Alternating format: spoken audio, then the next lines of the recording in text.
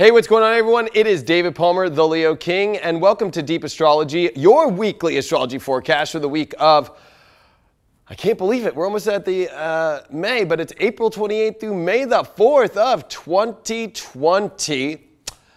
Deep Astrology is brought to you by highvibe.tv. If you've not checked out highvibe.tv yet, make sure that you do. We have awesome daily and weekly content. All of my exclusive daily horoscopes, my weekly sun sign horoscopes, my daily tarot, my weekly intuitive, and all other of my special stuff that I do is all on highvibe.tv, including Deep Astrology, this show, which of course, if you want the full version of it where you can see the charts, where we just don't do the audio on the chart part, make sure that you are a member today. And we have a 7-day free trial as well.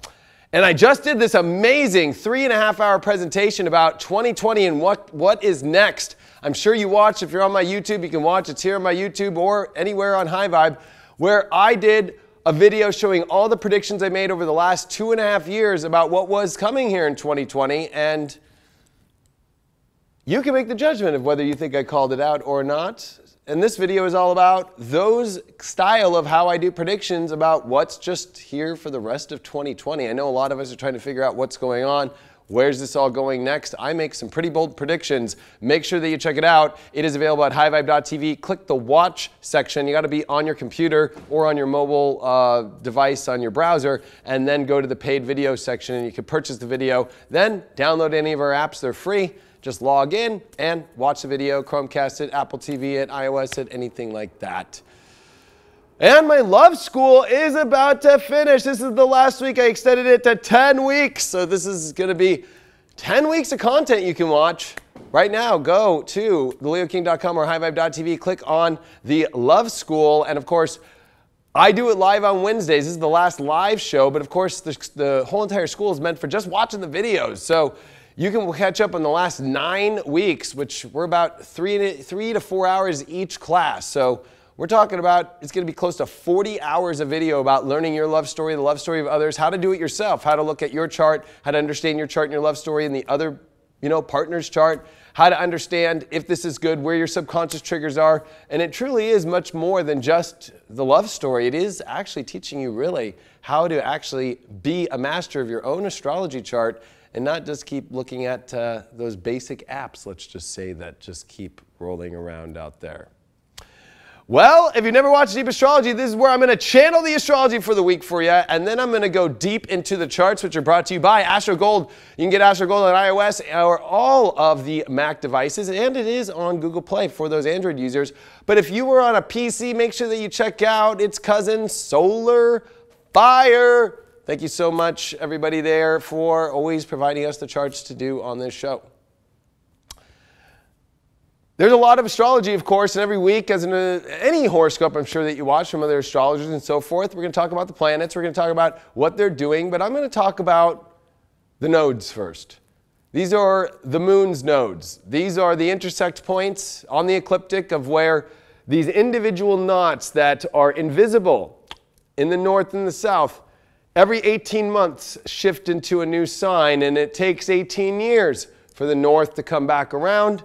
We are finishing Cancer and Capricorn axis, which we've had since November of 2018, and this is the last week of a north node in Cancer and a south node in Capricorn. And these intersect points are the understanding of where when the moon meets these points and the sun in these zones of where these invisible knots, because node is Latin for knot, that's how you know we come into eclipses. This is how, as astronomers or astrologers know, and we can predict when eclipses are going to happen and where they're going to happen.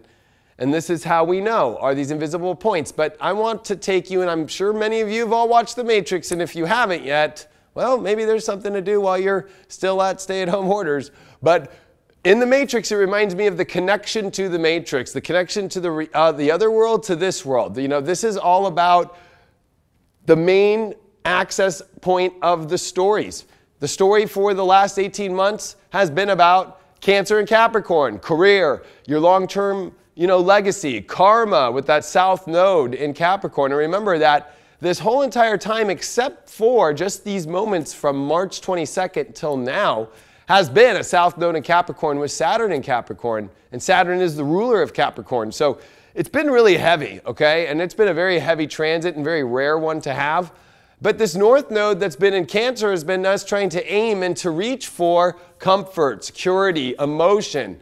But it feels with the South Node, the illusion, the deserts. That's what Ketu is the representative of the South Node. And Rahu, the North Node. This Ketu energy, this South Node energy in Capricorn has been this great illusion of, I think it's kind of funny is how, we saw right before the 2020 craziness, like, especially in all 2019, it was all about career and everybody building things. And was it all just to stay at home? North Node of Cancer. It's kind of funny because this is where we all have been just looking to fill our emotional cups. And it's been difficult because blocks come with Capricorn, rules, restrictions. And we've been feeling this, and we've been learning to have to kind of go through these to learn to let them go. I think that actually these stay-at-home orders and the way that we have seen the world today and the restrictions that have been here have actually been a subconscious trigger to everybody in the collective and individually to realize, where have you just been continually putting blocks in your life of emotional beauty and loving and caring situations, whether that's relationships, especially relationships, because of the fact that, one, as these nodes are about to change here on May the 5th, we are going to have Venus that is stationary getting ready to retrograde on the 12th into the 13th, square Neptune. And the last Saturn-Pluto, of course, before the one we just had on January 12th in Capricorn, which is the most powerful one we've ever experienced in our lifetimes, was in 1982 and 83 in Libra, about the relationship story. So you have to really realize that a lot of blocks have been going on in our happiness, our true needs emotionally in our life. And this has been a big lesson over the last 18 months, because when you come to the end of a nodal cycle, you come to having to understand what the whole story was about.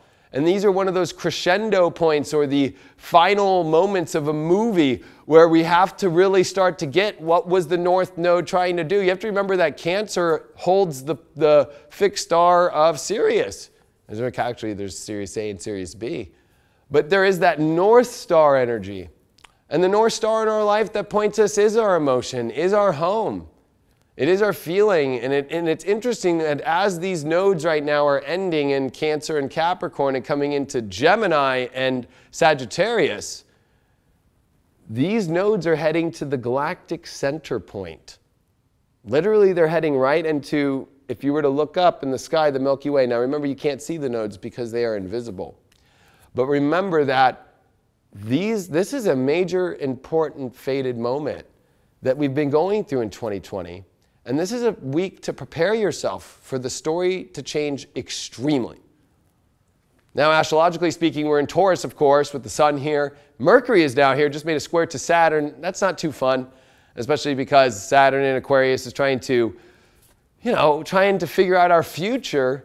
But, with Saturn there's blocks, and also it's wanting to be free and kind of feeling restricted and needing to, find innovation. It reminds me of, I guess we can use Nirvana again. I've used it before. But what made the band Nirvana? It was the restriction in their lives. It was the restriction of not being able to express themselves maybe the way that they would be understood or felt until they finally did it, that created that grunge rock kind of sound that we really saw through Saturn and Aquarius, but got really strong in Pisces, where it finally made it more mainstream. But it was during the Aquarian Saturn times that we actually see the band developing and creating their creation.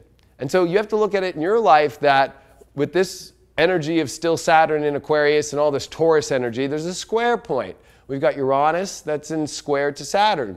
We've got the sun that had finished that as well. And then Mercury that just happened. So we're through these square points, but what was it? It was teaching you, again, more about blocks. Where's the blocks about you just learning to just say, F it, I'm going to connect. I am going to find a way to connect. I'm going to stop blocking myself, and I'm going to find a different way. I'm going to find a new angle. I'm going to pivot. But Taurus, of course, has to deal with our self-needs, the ones that we hold very true and dear to our value systems, to our real wants and needs that we are not willing to negotiate. And that makes it hard with Uranus and Taurus. We just had the sun in Uranus. That was over the weekend. And so this has been, things that look exciting, but it's like gambling and thinking your luck's going this way and then it turns another. Well, Mercury this week is going to be with Uranus at the same time that the Sun is going to make its first quarter square to the Moon in Leo. So we're going to see after that new moon that just happened last week, boom, that first quarter square, the moon coming into Leo and Taurus are fixed. And remember that Mars and Saturn are in Aquarius. So I'm going to show you today in the charts this big fixed, T-square energy and how Scorpio is the one being affected a lot, which is our deep desire of change and transformation.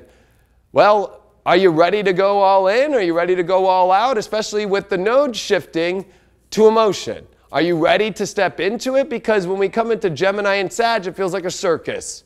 It feels radical and fast and smaller. And, I always remember the last time the North Node went into Gemini, which was at the end of 2001, right after 9/11, which was, the TSA had come out. And now was, does your name on the ID match your ticket on your plane ticket?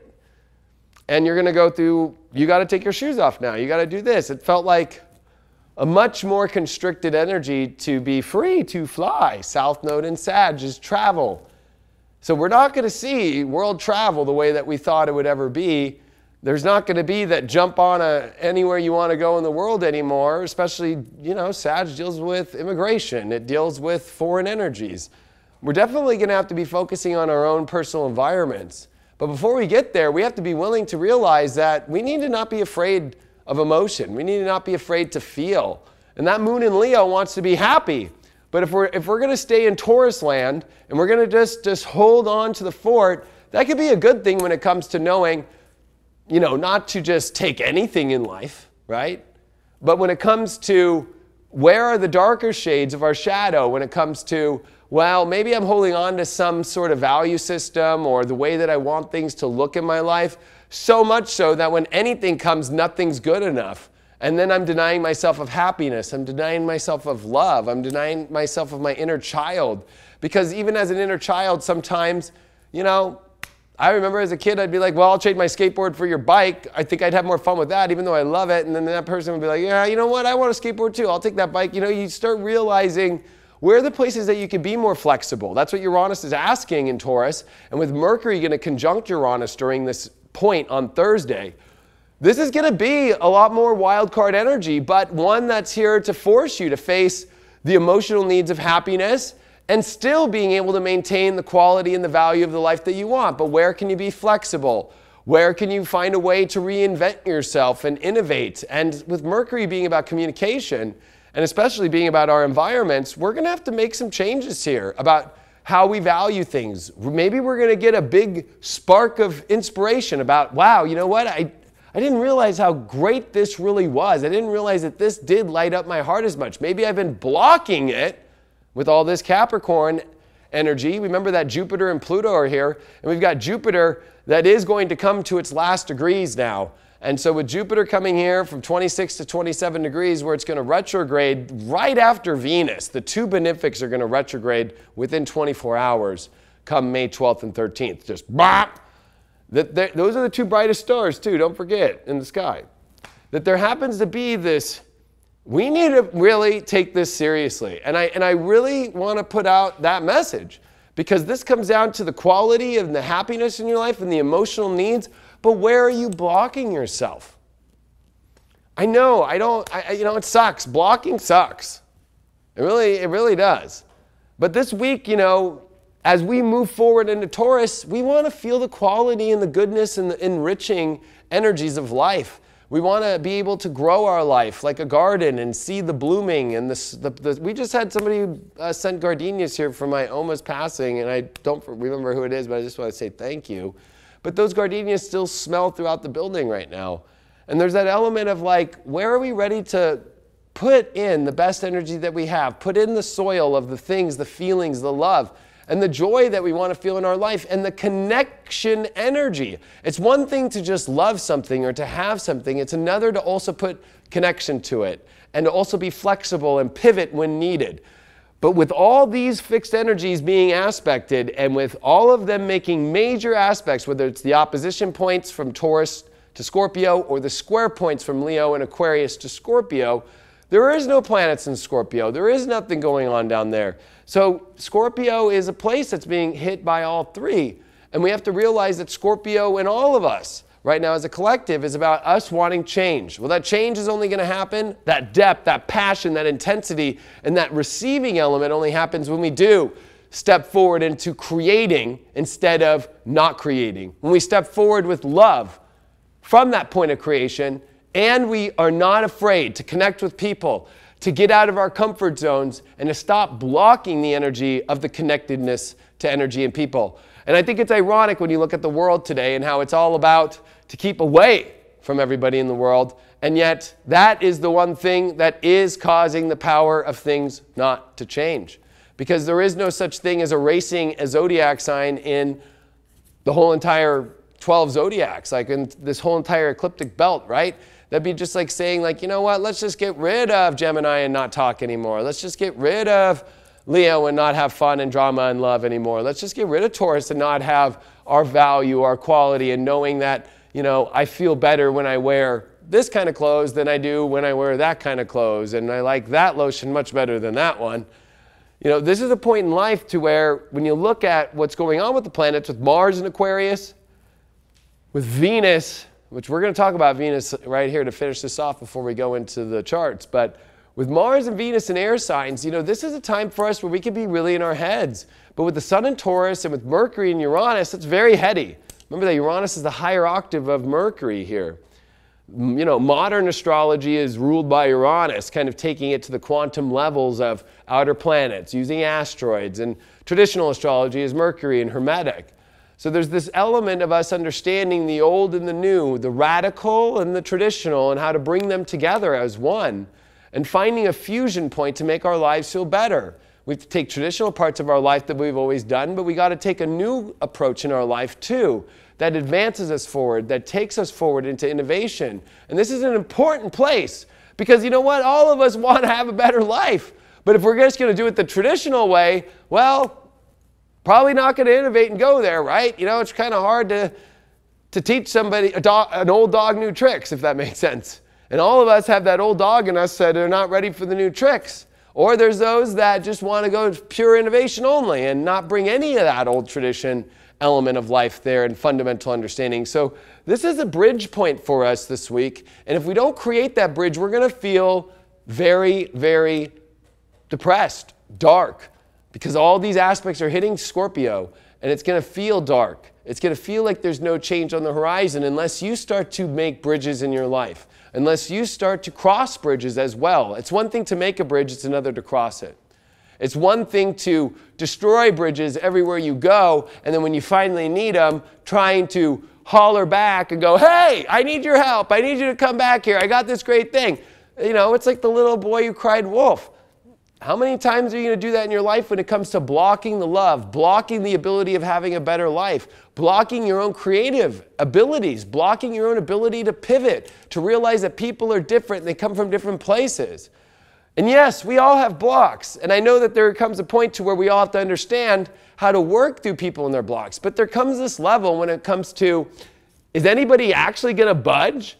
Or is it just like, oh, well, I understand, like you're going through a block. You know, what I like to call that is excuses. This is where we all as a collective have to start looking around and going, where am I individually contributing to this collective conscious in a negative way by creating an excuse to why I'm blocked? Whether I'm afraid of what radical thing could just take me over, Aquarius. Well, you know what? I only like this scent. I only like these kind of things in my life. I only like when I feel good. So I'm not going to do anything unless I feel that way. Or is it like I only am happy when it's this way only? You know, I'll be honest with you. Happiness and being a Leo that I am, and a Leo rising, and a Leo Venus, and a Leo Mercury, I can tell you that I can pretty much find happiness in any situation. I'm at the DMV laughing with the DMV person. I'm like, you know, on the freeway when they lock it down because of a horrible car crash on the way home from tour, walking around and talking to the truck drivers and having a blast. And like, let me see your truck, man. I want to look in there. What do they got in there now? We got to learn that this life at every moment has nothing but infinite possibilities. If you look on a tarot card, if you look at the world card, or you look at the Wheel of Fortune, guess what 4 zodiac signs you're going to see? You're going to see Taurus. You're going to see the eagle that represents Scorpio. You're going to see Leo, and you're going to see Aquarius, the human. You're going to see that lion. And even in the Bible, it mentions these 4, because this is the element of fixed energy. Life is life that is fixed. There's one thing about this life that is non-changeable, and is either you are alive or you are dead. There's no other element that is really about some sort of like, well, that's always changing and that's always changing. But what is not in black and white is the fixed energies of life and creation and happiness and love, or the death and the transmutation to the other side. And this is a time in our lives where if we're going to stay stunted in the middle, if we're going to stay, stuck in our own, fears, if we're going to stay, because that's what Scorpio represents, is fears. And all these square points and these opposition points to this Scorpio energy is about your fear. And with Mercury and Uranus, I'll be honest with you, it's going to be shocking. And with the moon squaring the sun in Taurus, it could be dramatic. Oh my gosh, but what is that drama? That drama is you breaking your fears to build a bridge. That drama is you actually crossing the bridge. Or it's the drama that you were afraid to build the bridge of life.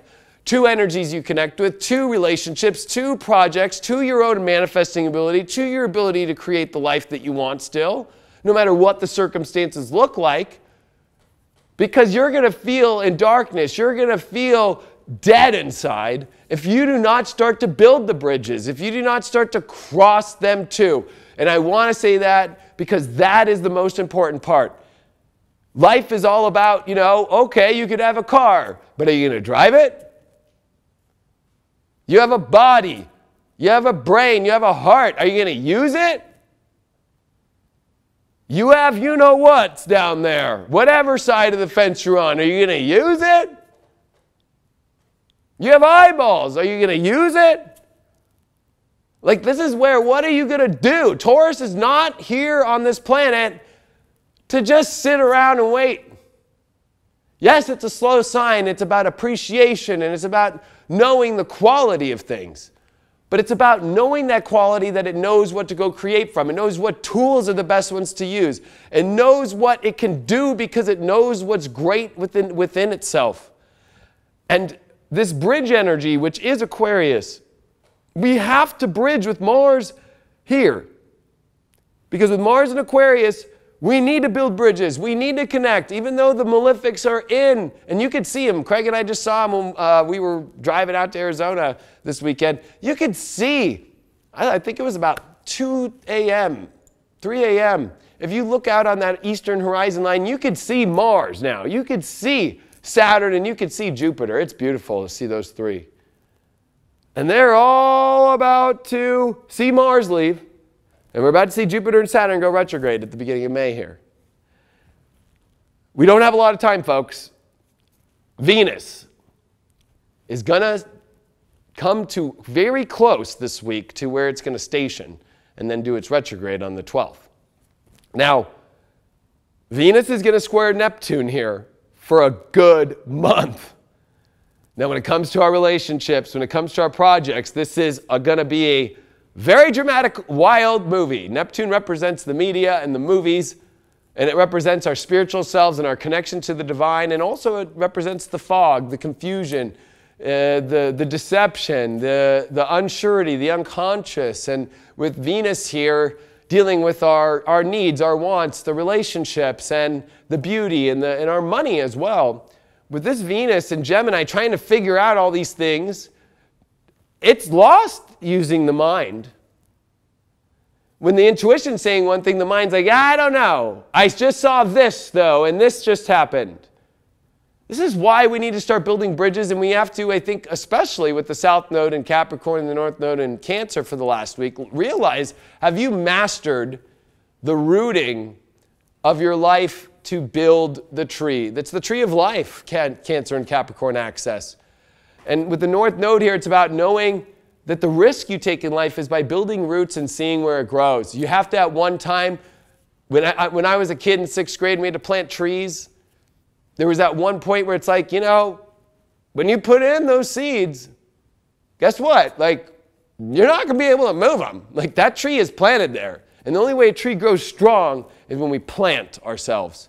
And why are you afraid to take the risk to plant yourself somewhere and see if it grows? Anything that's going to be afraid of that, that's not going to work in your life, with relationships, with business, or with anything that deals with creation right now. And that's your big test. Are you willing to plant? Are you willing to build the bridge and cross over that bridge and realize that this is not a bridge to just keep going, well, I'm going to go turn back around and get back on the other side of that bridge, and then I'll come back whatever I want. That Venus and Gemini likes that, because Venus and Gemini likes stimulation, and it likes freedom, and it likes to be free to change things up all the time. But with Neptune there, it's kind of like, hey, like, you just can't just keep going around into, the delusion, and then you creating your own delusion, or you being stuck in a same pattern, because this is going to wake up relationships that are just in hamster wheels that keep doing that same thing, that are not fully connected. This is going to wake up projects that you keep spinning the wheel on, it's not going anywhere. This is going to do this element that's going to teach you, like, where are you putting your energy? Are you rooted in a place that's growing the tree, or is it just not growing? Is it stunted by growth? And where are you doing this from within? You can't keep looking outside either, and can't keep putting the blame on an outside resource or an outside energy or an outside anything. You can't blame it on that you didn't get your check from the government. You can't blame it on that person because they're not woke enough. You can't blame it on anything except yourself. And whether or not you have the power within to know your true value, your true happiness, your true ability to connect, and knowing where to put the roots, because you emotionally, intuitively, value-wise, and happy-wise, and in the understanding of where the future will go with that, connect you to the biggest transformation of your life to finally receive the change that you need to receive and feel, which is life force energy. Are you ready for life force? Because when these nodes change, it gets crazy. And I'm just going to be honest with you. The environment you're in is going to be everything. And it's not going to be one that you can just jump on a plane and fly away on some deserted island and think you can get away from it. We are all in the same energies together, and the universe doesn't want us to go be a guru that goes up into the mountains and just bails out for enlightenment. It wants us to deal with the reality in front of us, the cities. It wants us to deal with the small energies, the small surroundings, and do something with it and figure it out and actually use this life force to change our reality in the areas that are important instead of bailing out on them all.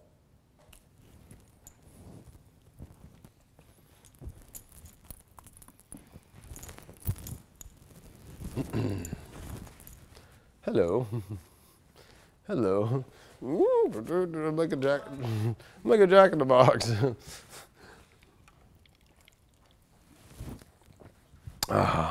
Why, hello there. We'll have Craig set the camera for me, and I'll just chill out for a second. All right. So, before we go on these charts, this Venus square Neptune, it is a big deal. But the bigger deals are all the other things happening with the planets. You have to remember that as we come into May here, we are going to have major planetary retrogrades. We just had Pluto last weekend, or just this weekend. So, depending on when you're watching this, but, on the 25th of April. And with that Pluto retrograde, remember, that's a long 5-month retrograde. That thing goes all the way until October of this year. So, this can allow us to make these changes that are possible. We've seen what changes need to happen. We've seen the growth of making choices, or the death when we don't make choices in our life. When we don't step up to the plate in our life, we do not get anything. That is Pluto and Capricorn. I can tell you from personal experience, I can tell you from every client experience I've seen, is when you take that choice in your life, that's when a change will happen right now. When you sit on the fence and you don't do anything and you want a change to happen, if you don't make some sort of action decision, nothing will happen. I know that sounds pretty basic, but it's more extremely highlighted when people are asking me all the time on readings, or they're asking me on chats when we're doing our live shows. They're asking me, well, why is nothing changing? I'm like, did you make a plan, a decision, and did you just execute it? Like, it's a cardinal sign. And with Jupiter, right before it comes retrograde, and you all know, if you've been watching me for the 8 years straight, You know that my transit I do not like to go through in the world is when Jupiter retrogrades. And to have Venus and Jupiter retrograde within 24 hours, that's coming up here on the 12th and 13th, which is only a couple weeks away. I'll be honest with you. This is not a time to just keep doing the, I'm going to not know and I'm going to just keep it this way. Because like, you're going to be in a place where the only benefic energies that feel good go retrograde. And I know it's kind of crazy because people are probably right. And I've been trying to tell people, that's why you need to watch my 2020, what's next video. Like, I'm going to be real. Like, are you serious that you think that the world's going to go the way that you might be being told, or the way with Neptune squaring Venus and with Neptune semi-square Uranus still? There is this, you can look behind the curtain and say, oh, you know what? Oz is really that. It's not what's being shown on the front of the screens. So with these benefic energies going retrograde soon, and with the square to Neptune, and with Jupiter going to retrograde with Pluto right there, there's a lot of hidden energy. And this is where, I go deep in that video, but just think about it, with the South Node being the illusion. And actually, it's kind of weird because with Saturn and with Jupiter and Pluto that were in Capricorn together with the South Node up until May 22nd when Saturn went into Aquarius, you have to realize that this energy of this, this control thing, or this energy, even though it feels real, there's that South Node that kind of still makes it feel like it's away from us. But when the South Node leaves Capricorn, now when Saturn arrives back in June, when Jupiter retrogrades here, you're going to feel it in Capricorn. You're going to feel restriction even more than you ever have. And I'm just preparing people for that. Those clips I put in my predictions over the last 2.5 years, it was hard for me to sit there in Deep Astrology and be like, hey, you didn't come here for cookie cutter. You came here for Deep Astrology. And I'm just trying to tell you all that, you're going to feel restriction at its most extreme when the South Node leads Capricorn on May 5th.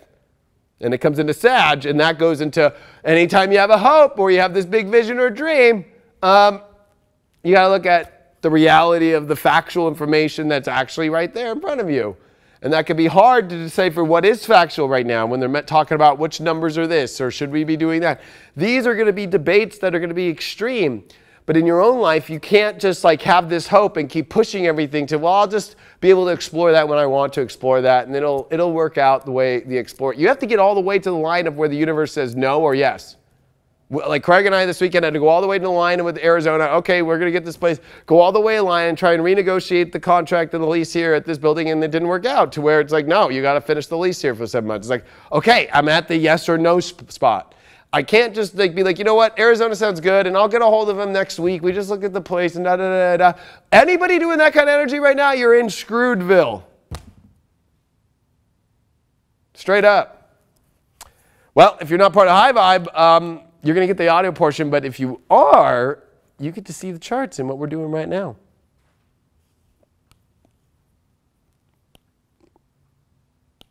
Where did that go? May 1st. Monday, Sunday, Saturday, Friday, Thursday. How did this have? Oh, I see here. I can clear this out. Clear ink. It's kind of crazy because I had all these charts already up. Oh, there's Thursday. I see. This should be Tuesday. Oh, that's Wednesday. All right. Here we go. Already starting to feel that Mercury energy. All right, everyone. Here we are, Tuesday, April 28th, 2020. And this is the last time you're going to see the moon in Cancer with the North Node in Cancer for 18 years. Now, remember, this North Node in Cancer, like I've been saying, is about filling the emotional cup and realizing what was the last 18 months of why did you restrict your true emotional energy, or why did you keep holding off decisions because you are unsure emotionally, and so you just blocked it. That's the risk in life, is not the risk of the choice as much as the risk of the emotional repercussions from emotional choices in life.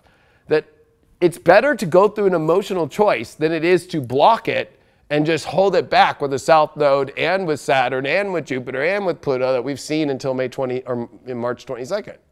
Like this North Node in Cancer with the moon here is this moment on Tuesday that finishes on Wednesday with a moon coming into Leo to square all the Taurus stuff and activate all that fixed energy, like I said, where it's like, did you learn this lesson? Because this is the last week of the nodes in this story of the last 18 months. And with the sun, that's just been with Uranus, and of course, now it's past that point, but we have Mercury here really fast coming to Uranus with Lilith right in there.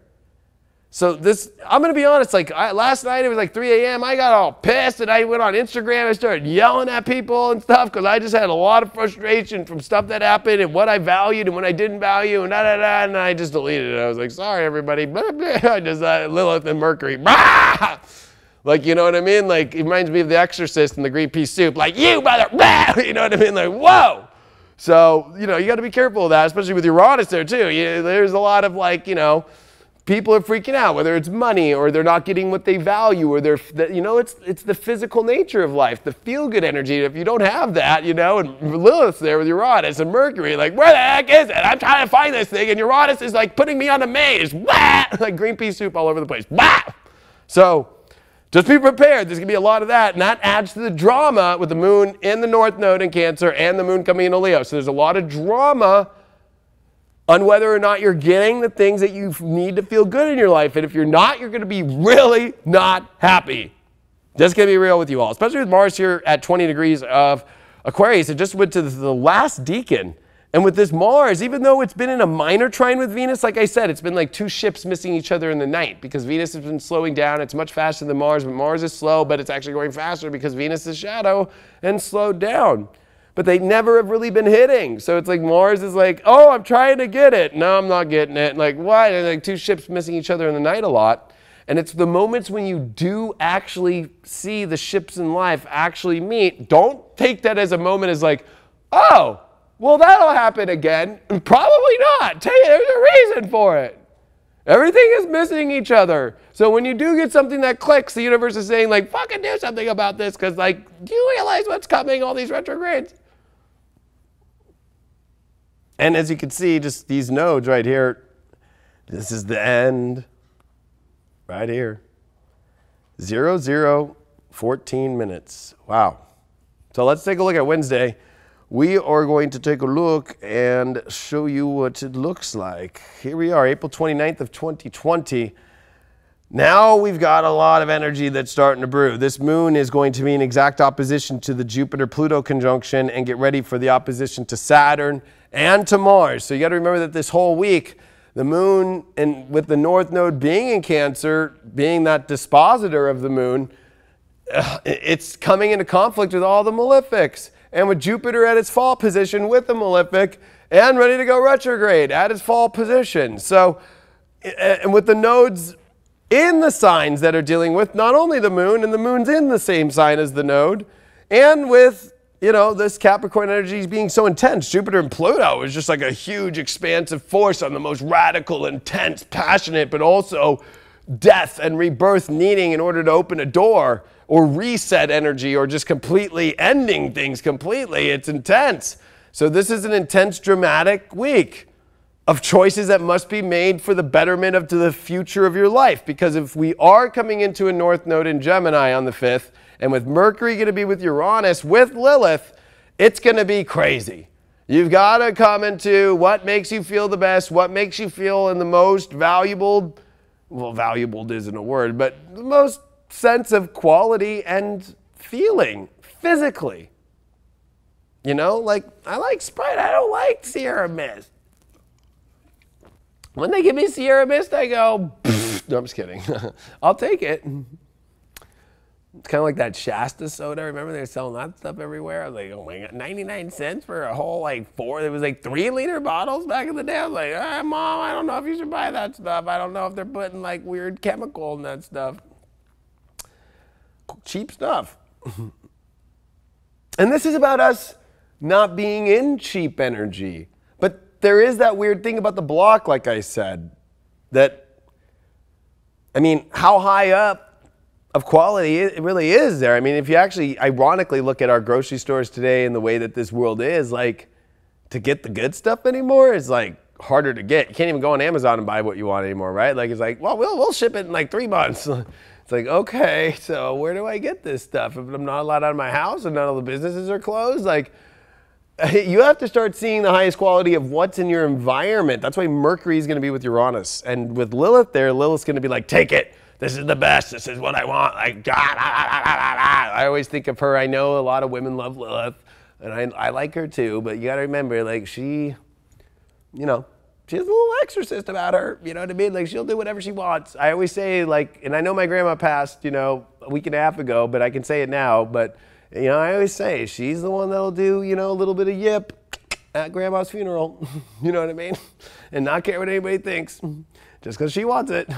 So there's a lot here about the environment and the radicality and the drama that's building here with this moon that's going to be in opposition to Jupiter Pluto, right? So moon opposite Jupiter is like, oh, I'm excited. This looks wonderful. And Pluto's there like, you better make a big change in order for you to get that emotion, or you got to. So these are major changing places, and this is the dramaticism of the end of the nodal cycle. It's not only got it by just being the end of a nodal cycle, it's got it by the actual moon phases, and it's got it by the actual planetary phases of Mercury and Uranus and the Sun and Moon square, which we're going to jump into right now for Thursday, which I would say is going to be one of the more pinnacle, more peak days of this entire cycle this week. Because when we take a look at this, it's pretty intense. We got this moon going to be at 10 degrees of Leo. We got the sun that's going to be here in Taurus, and that's that first quarter square.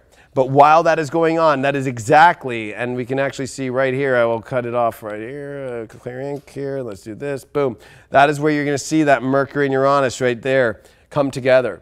And so when Mercury and Uranus come together, and with Lilith right there, and a Sun-Moon square, and look at that, Venus comes to 19 degrees. It's only 2 degrees away from making its big square point. It's actually 1 degree away from its square point to Neptune, but it's 2 degrees away from its station point. So these are very testy waters as everything are coming to these new deacons.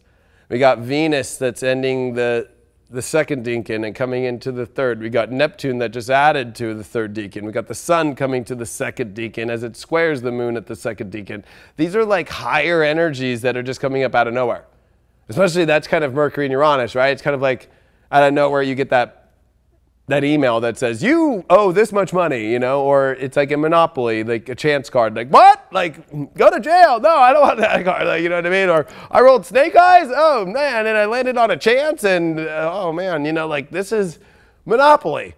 That's Taurus. The Monopoly man on steroids, or actually, better yet, he's on like some S, you know, D. You know what I mean? Like, you know, like, he's playing the game and it's radical and you got to figure it out. But that moon in Leo is saying, how are we going to figure it out if you are so holding on and not willing to take the stairway to heaven? Remember, Uranus rules the heavens. He's the god of the heavens because he's so close to God that he can get it much better, whether he can hear God in his bathroom taking a crap or whether he can hear God, you know, having a good time in bed. Uranus is the only one that's high enough that can actually hear all that and come back down to earth and be like, hey, I'm going to take you up and help you to learn how God does it. And in Taurus, it's like we've got to be willing to break apart the most fixed earth sign that there is, right? The most like physical stuff. And just like let's just pivot some stuff here. Let's just break it apart a little bit so I can get you through. It's kind of like having a road that has a big block, but instead of looking at it, what did they do with the railroad system in the 1860s? Like it was just like the Pacific Railroad, it was just like, just dynamite it, boom! You know what I mean? And, okay, we're keep the train rolling. How many freeways have you been on? You're like, why am I going all the way around this thing? It's like 200 miles extra when we could have just gone that way. Well, that probably would have taken a lot of dynamite to go that way. But that's Uranus and Taurus. It's dynamiting to get through things.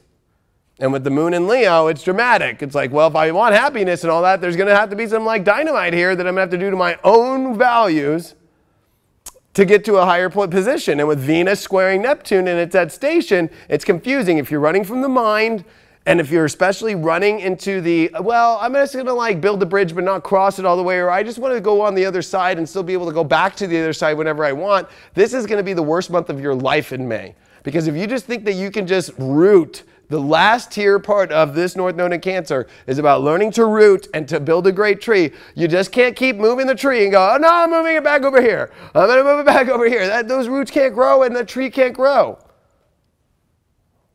So this could be intense. And I think that this intensity is going to teach people to kind of, you know, realize, like, did you just spend the last 18 months, like, taking emotional risks?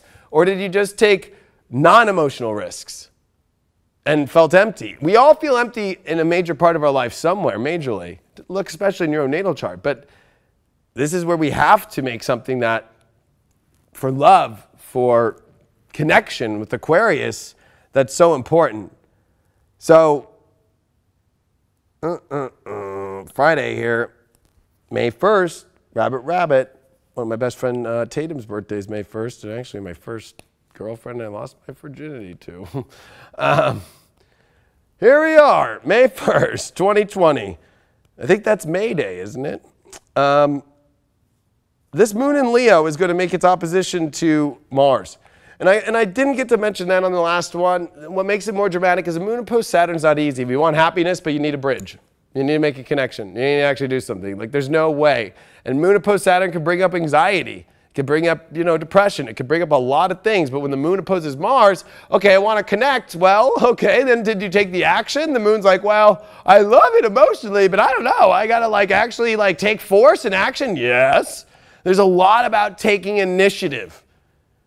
Like, because you have to, not only with the cardinal energy of Jupiter, Pluto, but all this fixed energy, it's got to be fixated on something. But if you didn't make any moves towards anything, and especially with these nodes finishing in a cardinal sign when they're about to move into mutable energy for 18 months, like, you got to, like, take initiative. And this moon in Leo, we've got to take that action element. And you got to remember too that as Venus right now is at 19 degrees, because Uranus is at 6, that's a 45 degree. We've got a semi-square from Venus to Uranus and a semi-square from Uranus to Neptune. So Uranus is stressed as you know what. Because when it comes to this whole Venus square Neptune, it's not just that. It's semi-squared both by Uranus. So it starts going like a turnstile, like, is this the best or not? It's starting to get finicky, like, well, I want a crisp $100 bill. I don't want just, you know, any $100 bill. And I want the new one that has, like, the new little codes and all that stuff. And well, like, hold on a second. Like, do I have to give you that one if I want to take it back and if I want to have this? And, you know, it starts getting lost and then it starts going, well, maybe there's something more. Or I don't know, my intuition's telling me that there's something off here. But is that your mind or is that this? And with Uranus and Taurus, it starts going, well, I just want to keep, you know, I know my values, but I just want to keep, you know, trying to try these new things. And, like, are you going to never have anything? Are you going to have emotion? Are you going to have anything physically anymore if you just keep rattling everything and changing things every day and changing this and changing your picture on your Instagram? And I don't have roots in my hair anymore. I didn't get it done. Like, you know what I mean? Like, oh my God. That's the world right now. I don't know, let's try this. So it's like everybody's complaining about stay-at-home orders when there's more drama going on than we've ever had in our lives. Honestly, when it comes to what do we want and what are our values, and then, like, restricting ourselves of the things that we want that are simple and feeling good.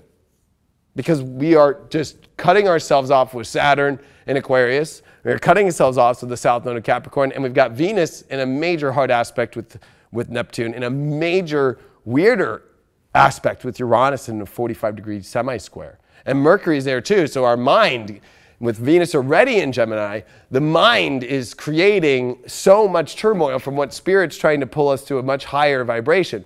But we've never been to Neptune at 20 degrees since 1855 and 1856, especially when we did start the invisible civil war, right, before 1860s election. So there is something to say that we are all having our own inner battle of our own civil war of ourselves, of what side we want to be on in our life and which bridge we're going to cross, and realize that we just can't keep changing sides. Like, let's just take a civil war example. Like, do you think you can just keep going from the north to the south to the north to the south until, what is it going to be the moment when finally it's like they declare war and you're like, I'm on the wrong side of the tracks. I really do not want to be a Confederate. Oh no.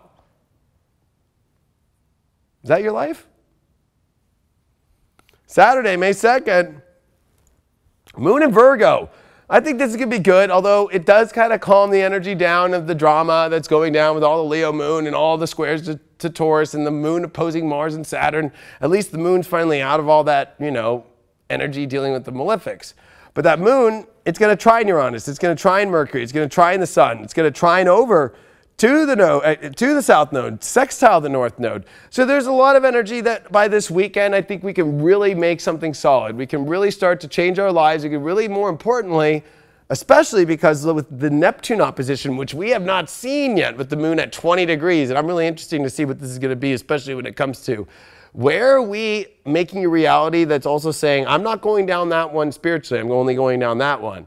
Because Virgo is, this is the systematic way I'm taking my life. Neptune can be infinite, right? Like, oh, well, okay, but Virgo is kind of like, no, I do not believe in slavery, so I'm going to be on that side. And that's the world that I'm going to make my reality. So we're coming to this major point where, yes, there's Taurus, yes, there's Virgo, yes, there's Capricorn, all the earth stuff's clicking, but guess what?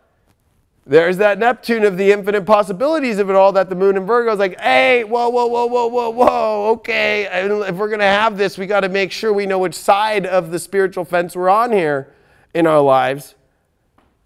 And we can't keep playing both sides. That is another Venus and Gemini trait, square Neptune, right? Like, oh my gosh, I want to try and play all sides here. I want to keep everything open and easy. Okay, well, what are you going to grow when it's a time where the South Node's going to leave Capricorn? Like, guess what? It's going to be Capricorn City with Jupiter and Pluto there and Saturn retrograding back like kablunk. You want to feel concrete? That's concrete because there's no more illusion of the concrete. The illusion's gone and we're going to wake up and see how much concrete's been poured around us. We've just had our little bubbles on of our own little like, no, we're going to be okay, da, da, da, da. But that's just been drying the whole time. When that bubble goes away and that illusion goes away, these are the moments where you realize that you could have shifted yourself to where at least when the concrete's over, you're in the right place. You have the emotional foundation. You have the things in life that you want. But if you're going to keep playing all these different sides, it's like, uh-oh, I got caught in the wrong position, in the wrong place at the wrong time. Don't be that person. Because as we get into May, look at this, May 3rd now, Sunday. We're just a day and a half away from the nodes changing. Because actually it happens on May 4th, like late at night on Pacific time. So to be honest with you, this is like the last true full day, West Coast style. And with the moon at 20 degrees, here's going to be that opposition. Right before the nodes change, literally on Sunday. Boom, moon in Virgo opposing Neptune and Pisces. And now we have Venus at 20, exactly squaring Neptune. This is going to be going on all month. All month. It's going to feel like a dream or it's going to feel like a nightmare by jumping back and forth. If you keep jumping back and forth, you're going to be in nightmare territory because it's so mutable and then it's all over. We need with Taurus to have a definite, this is what I'm doing. This is what I know is good. And even when your mind tries to tell you, no, there's this, go, is that just my own illusions? Is that my own subconscious exit that I'm creating? Am I creating exits all the time? Because that's a big part. Look at Jupiter here, 27 degrees of Capricorn. This is the last degree we're going to see of Jupiter before it comes retrograde. The day pretty much of and after a Venus retrograde on the 12th into the 13th. We're going to see both benefics go retrograde. So this is already the 3rd. This is 11 days away from the benefics going bad in retrograde. And we're going to see Saturn go retrograde before that, right? I mean, Saturn is station stopped. And things feel harder to make decisions with that. So that's why I'm saying that the longer you just keep pushing things, the more you're getting into scary territory where you don't... People think I'm crazy when I say you're not going to have a lot of options. Well, South Node and Sag is coming, and here's Saturn stopping, and here's Jupiter stopping, and here's Venus stopping, and they're all in crazy aspects, and they're not in the most favorable positions to do this. So, authority is by taking choices emotionally and planting to create the big things. And with Mercury and the Sun coming close, you know what's the best for you. You know quality. It's not like I go over to the grocery store and start going, you know, maybe I'll try another soda this week. No.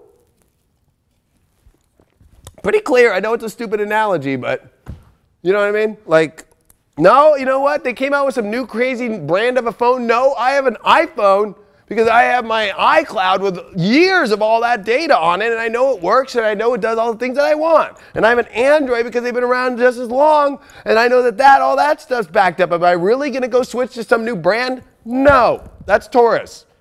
No. Even though Uranus is trying to say, maybe look, maybe there's a better one out there.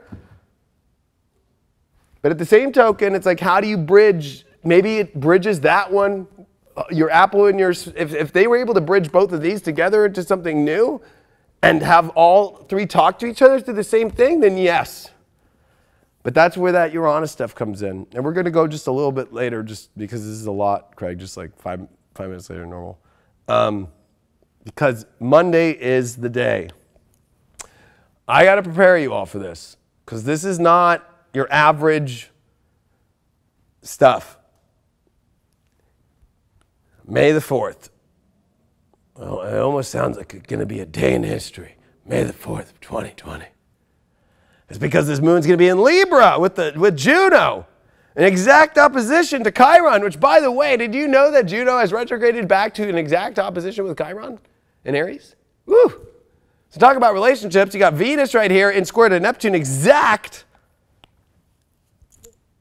Then you got Venus exactly semi-square Uranus. You got Neptune exactly semi-square Uranus. And here comes this moon with Juno wanting to feel partners and relationship stuff, but the opposition to Chiron being like, is your ego in the way? And have you healed that shit yet? Or are you still got that weird identity of like, this doesn't look the way I want to? And then there's that excuse. This is the week of excuses to block. And you're going to see who comes out the other side when you see the nodes change on Tuesday. We're going to see in the world when it comes to jobs, businesses, relationships, love, and especially with these planets all coming retrograde, right? You're going to see who chose to build and to build en route in things, and people who just made excuses, and people who keep making excuses because they're too afraid to fully dive in, and they're too afraid to identify with realizing that maybe there's a block with ego that needs to be healed, because it's been based upon a decade of Uranus in Aries from 2010 to 2019 of this way that we thought was going to be the future, and still staying to that idea, right? Like, sure, we learned how to step into the higher realms of ourself to identify our core self, but not the world's identity of self. That left. And I think Chiron is healing all the world's identity of self. If you go back to Uranus, at 7 degrees, you're going to get to 2012, 2013. Like, you're going to get into those realms with the squares to Pluto. You're going to start getting into realizing that, you know, are you living that 2013, which was Instagram being bought by Facebook. It was this realm that you're still living in that weird world that never did work out. It didn't work out. It's not working, like I was making fun of earlier, the Instagram models that are, all they can show now is, my roots are not colored, you know? It's like, ah! The Botox is not working. I'm going to have to get a bee and sting my fucking lips. Ah! You know, like, oh my gosh. You know why? Because this Chiron in Aries is saying, oh, that you really are trying to identify off a world from then? That was squared to Pluto? Wow. So if you get to this point Monday and you're like, oh my God, I feel like I need to have this beauty and this balance. Remember, we're going to have the Sun and Mercury conjunct at 14 degrees exactly. It's a clarity moment of whether or not you are building and creating the ultimate and having the ultimate life. And what I mentioned at the beginning part of this is, remember that with the Leo energy and I'm going to go back here to Thursday when the biggest day is going to happen that's going to trigger Monday. With the Leo energy being triggered with this moon square, okay? With all this Taurus and with all this Aquarius, that square point, that opposition point is Scorpio. And this comes down to the end of the day of the ultimate truth. Are you receiving? Are you connecting? Do you have the passion? Do you have the intensity? Do you have the transformational, the life force that you want in your life? Or is it completely missing because you are too afraid to commit fully with zero blocks in everything that you do in your life, everything that you show up for, and learning to discern the best planets and especially the best signs that are ruled by fixed signs? Discern. They don't use the mind. What do they discern from? They discern from, this is the best. This is the best connection, Aquarius. This is the best of all things, Taurus, physical. This is the best that the heart can have, Leo. And in Scorpio, the best is only those that show up 100% with truth and all exposure of nakedness and raw true self. And that's how I'm going to end this show. Because I'm just going to be real. If you're going to come into this new cycle of the next 18-month cycle that brought on the TSA, that brought on the alerts, it's red, it's orange, it's da-da-da-da-da-da-da, right? It was just like a crazy talking freaking Gemini up there, the alerts, but it really was not one person. It was just like this, who was the one giving out the reports of, it's red alert. Like, what? Oh my God, no movie theater, oh my God. Like, you know what I mean? And guess what? None of that stuff actually happened.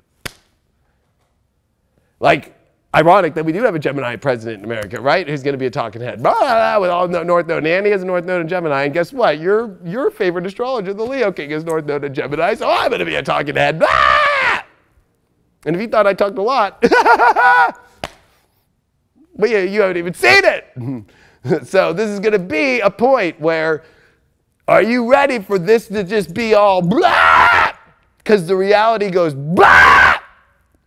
You might actually realize that maybe you did like being restricted, because when the reality goes blah, you're going to be like, oh my gosh.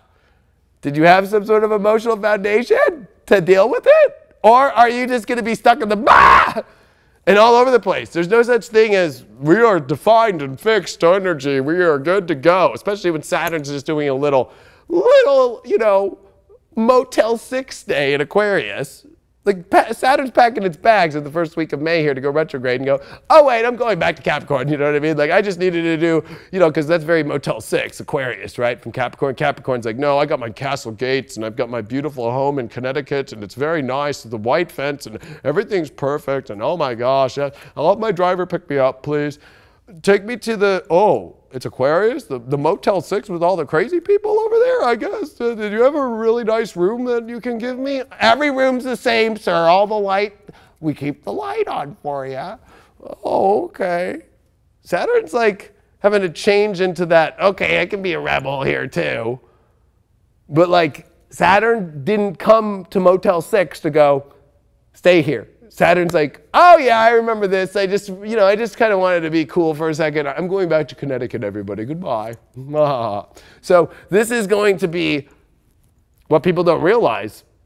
The end of the illusion, which has been the protective bubble of a world of control that has been extremely put on us, and we haven't even felt it yet. Because once that bubble goes away, because that's the delusion of the K2 energy. It's like, oh, no, we're okay. I mean, it's there, but like, oh, what? And I'm just preparing people for that shit. I know it's not easy to hear, but that's truth. And North Node in Gemini is truth. And it's going to be about the truth. You're going to have to look at the truth, because you know what? It's going to be more based off opinion with South Node. The bubble's going to be the opinions, the opinion of the media, with Neptune still semi-square to Uranus. Now we got Venus that's going to be semi-sextile or semi-square over to Uranus for this whole month as Venus has stopped. Not fun. This whole media charade, all these things that are coming out in life, all this stuff is all going to be more opinionated than truth. Like, where's there an independent counsel and an independent study on the numbers that really are going out? Has anybody thought about that one yet? Where's that? Can you just go? yourself right now and be like, I'd like to go to the place that takes the numbers and see myself. No, that building's locked, sir. There's security. And we don't let anybody in because of this crisis. So it's a crisis created in order to also not allow the crisis theory to not allow you in because it's a crisis. How great. I'm going to create my own crisis. Like, think about this. I'm going to create my own crisis in my life and not let anybody in because I have a crisis. This is what everybody's doing in their life. No, you can't come in my life because, you know what, I'm dealing with a lot. I went through that breakup, or, you can't come in because I'm going through a crisis in my life. I'm really tired and I have all this shit going on, so you can't come in. It's like, oh, you must have something really bad going on there, and then you're fucking in Taurus eating your fucking ice cream and jacking off and doing whatever that you're doing. Like, yeah, you're really in a crisis, aren't you? I love you all very much. I hope you're all prepared. Watch that 2020 What's Next 3.5-hour presentation where I go deeper into what I was just giving you I was just giving you a little bit of the magic there of the truth. Make sure that you get it right now. Purchase it at highvibe.tv. Go to the watch section, click on paid video section, you'll see it right there. And we got my Love Masterclass, the 10th last week, theleoking.com, or go to highvibe.tv and click on Love Masterclass. It's been truly a blessing. It's going to be close, I think, to like 38 or 40 hours of content that this Love Masterclass was. And it has been the most fun I've ever had teaching in my whole entire life. I look more forward to Wednesdays than any other thing that I do. For some reason, I love that. I love teaching that class. And we have a blast in there. And this is the last class. This is where all my secrets come because I've taught the whole course and everybody. So if you haven't watched yet, you can start watching all these courses, but at least try and be part of my live that I do on Wednesday at 4 p.m. Pacific, because I'm going to answer questions there at the end, and I'm going to go over all these secrets. And if this is your last chance to talk to me in chat, while I answer them about this Love Masterclass and about your love lives based upon your own love story, or when you're looking at the love story of somebody else. I've already taught the Davison, I've already taught the synastry, I've already taught everything. But the secrets that I use, that I proved, I use case studies. And now you're about to find the stuff that'll blow your mind. So it's quite a week in life here, but do not start wasting it by just pushing everything to not building the bridge and not crossing on the bridge and expecting that there's going to be a bridge that you can just keep crossing back and forth over. Sorry, Tom Sawyer and Huckleberry Finn had to get on the Mississippi, and they got on and they had to go. So it's still immutable energy, but at the same time, what would Mark Twain think? You know, Mark Twain was brought in on Halley's Comet and knew when Halley's Comet came back again, he wrote in his diary that he knew he was going back to source. And he died the same time that Halley's Comet came. I want you all to think about that deeply, as there also was a major comet that exploded into multiple sections in this last month that was supposed to pass here in May. And actually it was Vic Takara who did a very good, and he's a great astrologer, follow Vic. Please.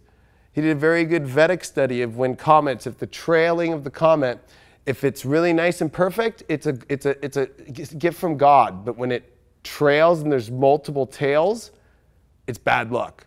This one exploded for some reason, and the tails are all exploded and could actually affect and hit parts of the earth and stuff. They're looking scientifically at this right now. What do you think that means?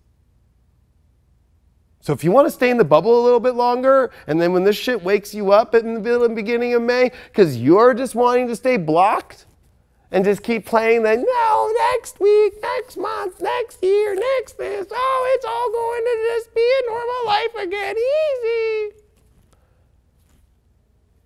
All right. Think about Mark Twain. Love you all. Peace.